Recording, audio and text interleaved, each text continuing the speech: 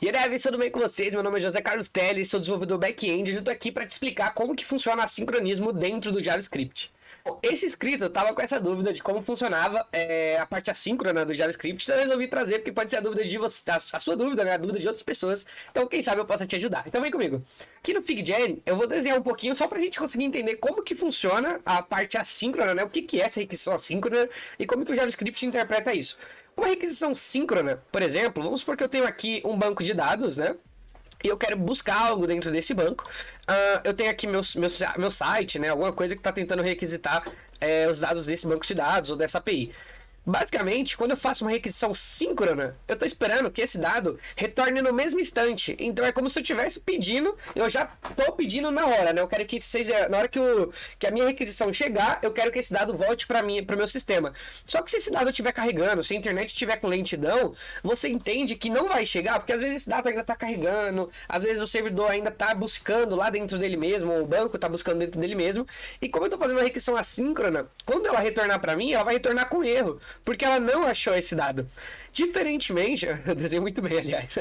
Diferentemente de a requisição assíncrona. Quando eu faço uma requisição assíncrona, basicamente eu peço algo para o banco e ele fica aguardando aqui. É como se essa requisição só voltasse quando o banco de dados, ou a API, ela retornasse algum status, seja ele um sucesso, ou seja ele um status de falha, de erro. Então ele fica aguardando. O JavaScript, por padrão, ele interpreta todas as requisições como requisições síncronas. E por que disso? Para que evite certos erros, né, certas demoras ali. Ele tenta ser mais rápido. O sincronismo, ele é mais rápido, né, porque os dados são trazidos diretamente na hora. Então, diferente do Java, se eu não me engano, no Java tudo é assíncrono. No JavaScript, não tenho certeza, né, disso que eu falei. Eu só acho que eu vi em algum lugar que no Java tudo é assíncrono. No JavaScript tudo é síncrono. Para a gente utilizar o assincronismo, né, a gente sempre declara as funções assíncronas. Beleza, agora que a gente já entendeu o que é esse assincronismo, vamos ver como que o JavaScript interpreta isso. Eu vou criar um código aqui, bem simples, né? Deixa eu só colocar aqui que é em JavaScript. E agora, o JavaScript ele interpreta as requisições assíncronas como promises. O que é uma promise? Traduzindo, literalmente significa promessa. Então eu estou prometendo algo. E uma promessa, ela é feita no presente, mas esperando algo do futuro. Por exemplo, eu prometo que a gente vai sair junto amanhã. Eu estou prometendo algo no presente que só vou saber se realmente vai acontecer no futuro. Ou vai dar verdadeiro, ou eu vou sair com essa pessoa, ou não. Então, uma promessa eu faço algo esperando no futuro. Então, requisições assíncronas no JavaScript a gente faz esperando, aguardando promises, né? Ou ela vai ser verdadeira ou vai ser falsa. Então, para isso, antes de a gente fazer uma requisição assíncrona mesmo, né, pedindo algo da web, vamos fazer uma promise simples. Eu vou criar uma promise aqui com vocês. Então, eu vou criar uma promise. E aqui essa variável, ela recebe new promise. Então, eu estou criando uma promessa. E você vê que essa promise aqui, o VS Code já fala que ela recebe alguns parâmetros, né? Ela tem o resolve e o reject. O resolve é quando essa promise ela tem que ser resolvida, né? Então, por exemplo, no exemplo que eu falei, né? Eu prometo que a gente vai sair amanhã. Se a gente saiu, beleza, a promise foi resolvida, retornou um valor verdadeiro. Se a gente não sair amanhã, então a promise retorna um valor falso. Para isso, normalmente eu faço dessa forma aqui. Então eu vou ter o resolve e o reject. E agora, aqui dentro, por exemplo, vou até fazer o seguinte, ó. Eu vou fazer dessa forma aqui. Então, eu vou receber aqui um valor que vai ser uma senha. Vamos supor que a gente está validando a senha do usuário. Então, se password for igual... Aqui eu até posso fazer melhor, né? Fazer se password for igual a 123, então, resolve true. Né? Eu vou retornar true. Se não, reject. E aqui eu posso retornar, por exemplo, uma mensagem de erro. Na verdade, aqui eu posso retornar, por exemplo, bem-vindo, né? E usuário inválido. Olha que legal. O que a gente está falando aqui no nosso código? Eu gosto muito de conversar com o meu código, de ler o que eu estou fazendo, né? Então, por exemplo, eu crio uma variável. Essa variável, ela recebe uma arrow function, né? Uma função. Essa função, ela recebe um parâmetro de senha, uma password. E ela retorna uma nova promise, que dentro dela ela recebe ela passa uma callback, né, que é o resolve e o reject, e aqui dentro eu faço uma validação. Se a senha for igual a 1, 2, 3, eu resolvo essa promise. Então, beleza, a promise ocorreu com sucesso. Se não, eu rejeito no caso, né, desculpa, eu rejeito essa promise e retorno que o usuário é inválido. E olha que legal, quando eu vou utilizar agora isso, eu posso dar um promise. Aqui eu tenho que passar o valor, né? Então, por exemplo, 1, 2, 3, que é o valor da nossa senha, ponto. E aqui eu posso usar, ó, then. O then é quando ocorreu com sucesso, então aqui eu posso receber um result, por exemplo. Vou até fazer assim. Assim fica melhor. Na verdade, é assim fica melhor. Então, result, e aí console.log result. Então, se ocorrer bem, o then é quando a promise é aceita, né? Então, se tudo ocorrer bem, ele vai me dar o console.log no meu resultado. Se não, eu vou cair num cat, que é quando deu erro. E aqui eu vou receber um erro e vou dar um console.log no erro. Então, eu poderia tratar de várias formas, né? Eu posso tratar quando acontece, quando dá sucesso na minha promise ou quando dá erro. E agora, quando eu executo esse código, olha que legal, ele deu bem-vindo, porque a gente colocou um valor 1, 2, 3, né, que é o que aguardava na senha. E agora, se colocar 1, 2, 3, 4, ele dá o que o usuário está inválido. Então, ele acabou de rejeitar a minha promise. Olha que legal, isso é exatamente como o JavaScript trabalha com valores assíncronos. Então, a gente sempre vai receber uma promise, e essa promise ela pode usar o método then, o método catch. Eu posso usar o finally, né, que é para quando a promise for finalizada. Então, eu tenho várias formas de trabalhar com essa promise. Isso é muito legal, porque eu posso tratar tanto quando a minha requisição ocorrer bem, quanto ela, sei lá, falhou, deu algum erro lá no sistema, que eu tô tentando acessar, alguma coisa do tipo. Então, beleza, a gente acabou de criar nossa promise, entendeu que o JavaScript trabalha com requisições assíncronas como se fosse uma promise. Então, vamos fazer a nossa própria requisição assíncrona. Para isso, a gente vai usar o await. O await é uma traduzindo, seria um aguarde, né? Então, eu tô aguardando algo. Só que, olha que louco, se eu usar o await, aqui ele vai dar erro de qualquer jeito, mas deixa eu fazer o seguinte. Eu vou usar o fetch, que é uma forma do Node de eu pedir dados de... Como é que eu posso explicar? De eu fazer requisições de dados de uma API, né? Então eu tô requisitando dados de algum lugar, não necessariamente de uma API, de um site, alguma coisa do tipo. Então eu vou fazer um fetch, e aqui no fetch eu vou simplesmente passar a URL que eu quero acessar. E qual é a URL que eu vou acessar? Da API do GitHub, que retorna meu usuário, meu ID do GitHub, minha foto, várias coisas. Então eu vou tentar fazer um fetch nessa API. Se eu só executo isso daqui, ele dá um erro. Por quê? O await, você lembra que no JavaScript tudo é síncrono? Então o await, como ele aguarda alguma coisa acontecer, ele não pode ser executado fora de uma função assíncrona. Então eu tenho que criar uma função assíncrona. Existem várias formas. Eu posso colocar async function e aqui criar minha função. Ou uma que eu gosto bastante de utilizar é colocar async e aqui eu faço dessa forma. O que é isso?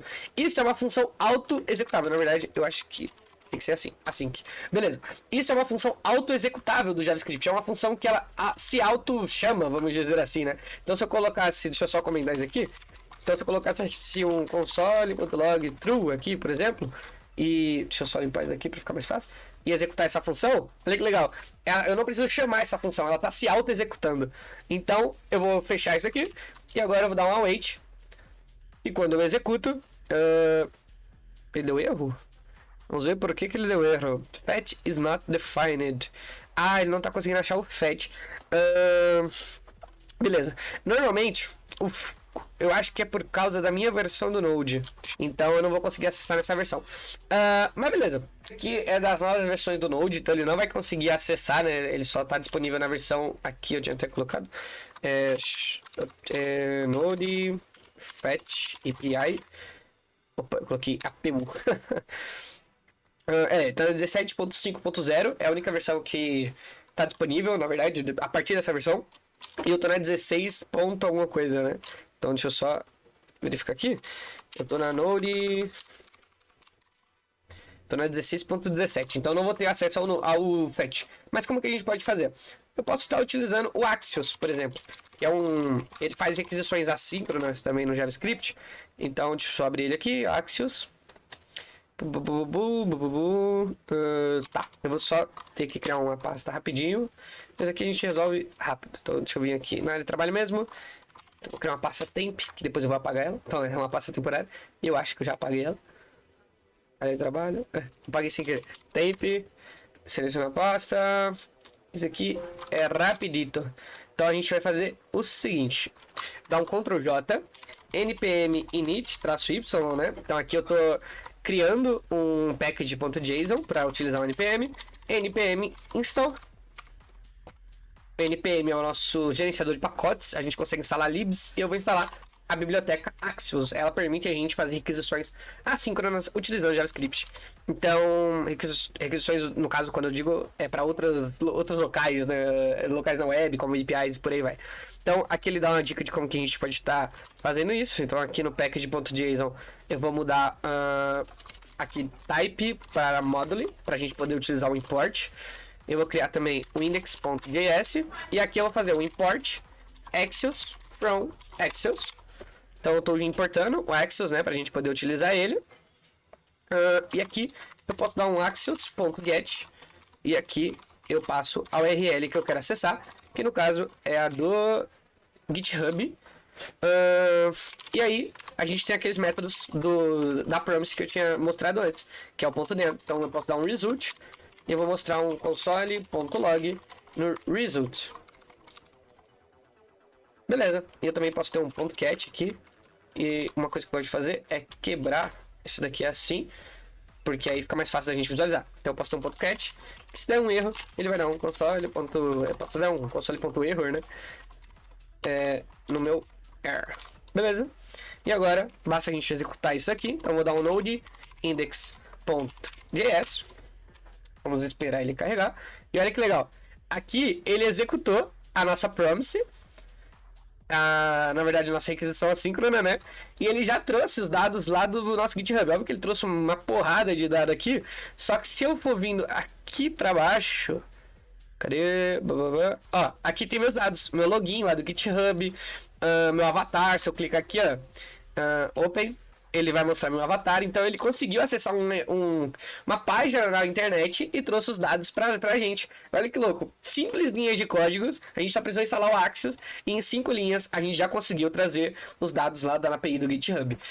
E você pode estar se perguntando, José, mas você não está utilizando o await aqui. Se eu for aqui onde o Axios está mostrando aqui na documentação mesmo, você pode ver que ele também não está utilizando o await nessa parte, né? Ele até mostra aqui depois utilizando de forma assíncrona. E ele explica aqui, ó, de colocar em português se for mais fácil da gente ver. Quer usar o async await, adiciona a palavra-chave, a sua função, o método externo. Note que o async await não é compatível com o Internet Explorer e navegadores mais antigos, e por aí vai. Basicamente, por baixo dos panos, ele já faz o uso do await aqui dentro. A gente faz isso aqui, meio que por baixo dos planos o Axios já tá fazendo isso de forma assíncrona, né? Então eu posso ver aqui, por exemplo, que ele já tá falando aqui que ele retorna uma promise. Então ele vai esperar essa promise ser resolvida.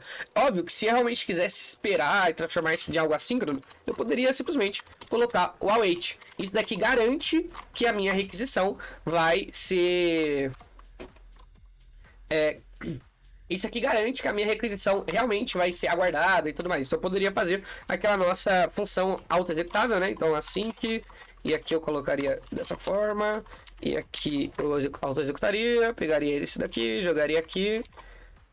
E aqui eu colocaria o await. Opa, await. Eu esqueci do await. Meu Deus. Pronto. Agora foi. E agora quando eu executo isso daqui, deixa eu só dar um CLS nisso aqui e dar um node index.js para ele executar, pronto. Ele executa da mesma forma. Então, não necessariamente quando você utiliza formas síncronas, você não vai conseguir fazer requisições para outros serviços. Só que quando você usa de uma requisição assíncrona, você garante realmente que aquele serviço vai esperar, que o seu código, no caso, vai esperar um resultado daquele serviço. Então, por isso que a gente usa o async e o await, beleza? Então basicamente foi esse o vídeo, era um vídeo bem rápido, só para explicar realmente esses detalhes do JavaScript, né, como que ele entende. Então toda vez que você estiver fazendo uma requisição assíncrona, ele vai estar retornando uma promise, ele vai estar retornando uma promessa, e você já aprendeu a criar suas promises, a resolver elas, rejeitar, e também como que você lida, né, o ponto D para quando dá sucesso, o ponto cat para quando dá erro. Então, resumidamente, você já está pronto para fazer essas requisições assíncronas. Espero que vocês tenham gostado. Qualquer dúvida, só deixar nos comentários, sugestão também de vídeos que vocês têm dúvidas, eu dei um tapa no microfone, e vídeos que vocês têm dúvidas aí também sobre temas de linguagens, principalmente sobre JavaScript, que é o que eu sei, só deixar aí nos comentários e valeu!